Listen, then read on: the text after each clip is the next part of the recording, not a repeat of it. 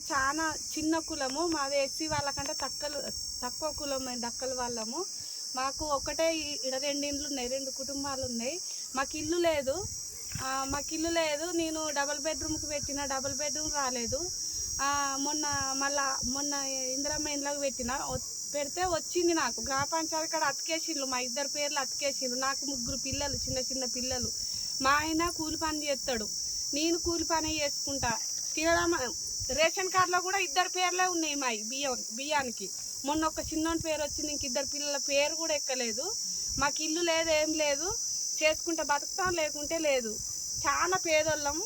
మాకు ఇతరాని ధైర్యం కొద్దున్నా మాట వచ్చింది. ఆల్రెడీ పేరు వచ్చుడుతోనే నేను ధైర్యంగా ఉన్నా. ఇప్పుడు వచ్చి రాలేదని సార్లు అందరు అంటారు.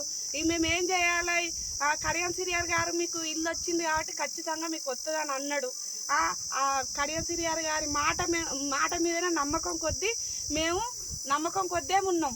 ఆ సారే ఏం చేస్తాడో మమ్మల్ని ఆ సార్కు, రేవంత్ రెడ్డి సార్కు నమస్కరించి చెప్తున్నాం. మాకు వచ్చేటట్టు సహాయం చేయాలని మేము కోరుతున్నాం. చాలా పేదవాళ్ళము. కావాలంటే ఎంక్వైరీ చేసుకోండి, మా ఆధార్ కార్డు కొట్టండి. మాకు ఇల్లు లేదు, మాకు ఏది లేదు. చేసుకుంటేనే ఒక్కడు చేస్తేనే బతుకుడు. 3 పిల్లలు, చిన్న పిల్లలు, 2 బిడ్డలు, ఒక కొడుకు.